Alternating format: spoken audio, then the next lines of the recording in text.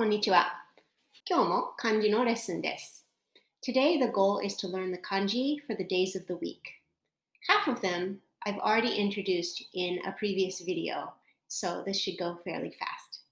Let's review quickly. This is the kanji for the sun. It also means day because when the sun rises in the morning and sets at night, one day has gone by. It looks a little bit like the sun. Here's a sunspot, and that's the line going across. This kanji for sun also stands for Sunday. Moon is longer and skinnier. Notice this is a straight line, but this is curved on the left side. It means moon, but also month, because when the moon goes around the earth once, 1 month has passed. And it also stands for Monday. There are 2 lines going across. There might be a couple wispy clouds going across the crescent moon. This kanji by itself is fire. It also stands for Tuesday. Fire because it looks like 2 logs and flames coming out. This kanji meant both tree or things made out of wood, a wooden chair, a wooden desk, a wooden box. And this shape emphasizes the roots of the tree. Besides meaning tree or things made out of wood, it also stands for Thursday. So let's look at this kanji. By itself, it means water. It also stands for Wednesday. When you look at this kanji, I want you to think water because you see it in its shape. When you turn on the faucet, water comes straight down. But there's also some splashing going on even as the water comes down. So this splash happens to look exactly like the katakana fu. And notice this katakana fu shape does not touch the main stream of water. There's a little bit of a space here when you write it. These other 2 splashes, this splash and this splash, it's okay to touch the middle. So the kanji for water also represents Wednesday. Next kanji is Friday. By itself, the kanji for Friday means money, or it can also mean gold. If you're working, the end of the work week is Friday. You might get paid for your work on Friday, payday. So if you had some gold or if you had money, you want to keep it in a safe place. You're not going to just take your money or your pile of gold and keep it outside. You're going to store it inside somewhere. And maybe the place where you store it, you put in 2 shelves. That's where you're going to keep your gold coins. And of course, you're going to put in a nice solid floor. So when you see this shape, think of money or gold. It's under a roof, you have 2 shelves, you have your gold coins, and a solid foundation. Saturday is represented by this kanji. This by itself means dirt or earth. Not planet Earth, but earth as in dirt.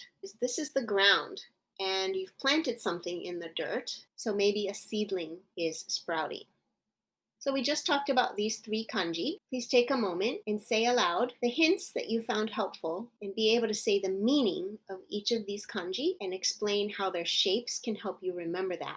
While you're doing that, go ahead and do the same for these other kanji. How do the shapes help you remember the meaning of the kanji? Okay, moving on.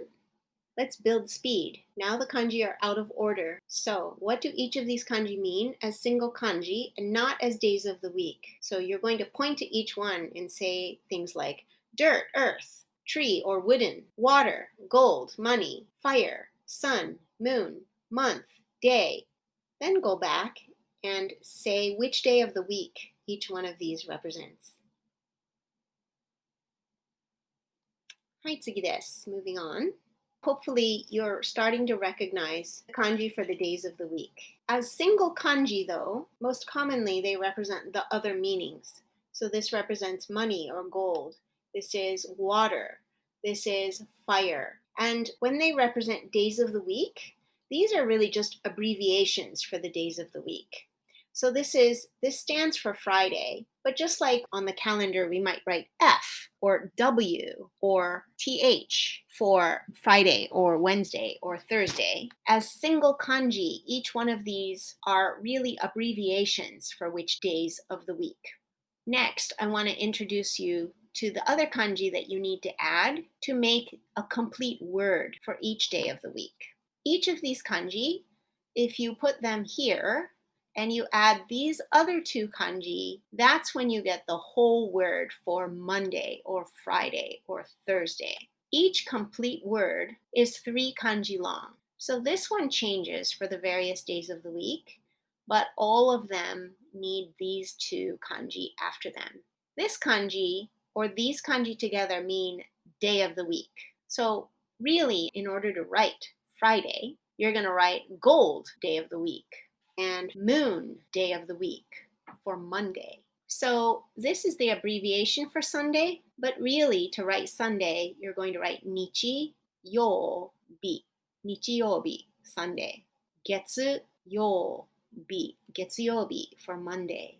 Kayobi, Tuesday. Suiyobi, Wednesday. Mokuyobi, Thursday. Kinyobi, Friday. Doyobi, Saturday. So if you can read hiragana, this kanji stands for yo u. It's pronounced yo. It's a long sound, yo. So this is yo bi. Together, it means day of the week. Yobi. Kinyobi. Doyobi. Let's take a closer look at the kanji for day of the week. You might think this is a really complex kanji with 18 strokes. But if you break it up into its smaller component parts, it's really not that daunting. You will already probably recognize some parts of this kanji as simpler kanji or as katakana. So first of all, you'll recognize that on the left side you have a sun. It's narrower than you would normally write it as a single kanji.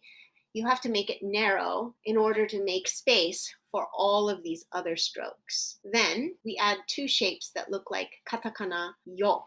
Next, we're going to add another katakana, the katakana I, the katakana I. Then we're going to add this thing. This red part is a very common component of many kanji. We call it the pot lid because it looks like a pot lid. Here's the handle and then here's the lid. After the pot lid, we're going to add a vertical line, and then finally, we're going to add some horizontal lines. How many? 3 horizontal lines.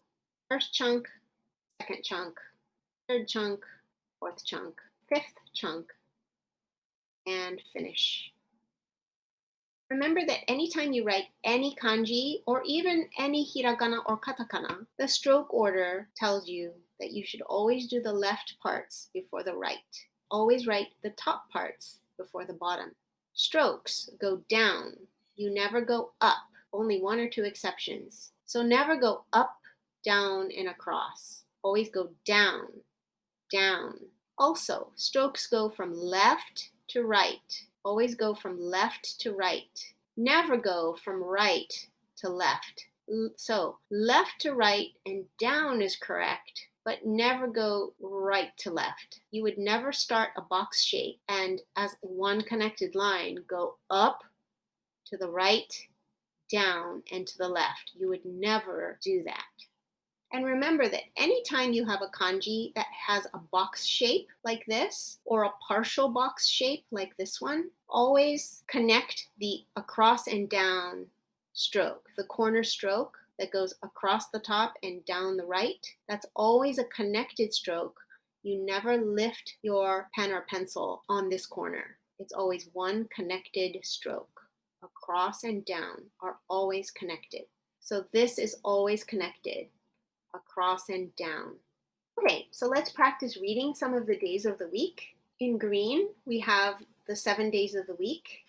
In blue, we have the pronunciations for the days of the week in hiragana. If you can already read the hiragana and you know the days of the week pronunciations, see if you can match the hiragana in blue with the kanji in green. If you don't know the hiragana pronunciations, ignore the hiragana and just make sure that each of these kanji you can say which day of the week it is in English. Pause the video if you need to, but I'm moving on to show you the answer key. 5、4、3、2、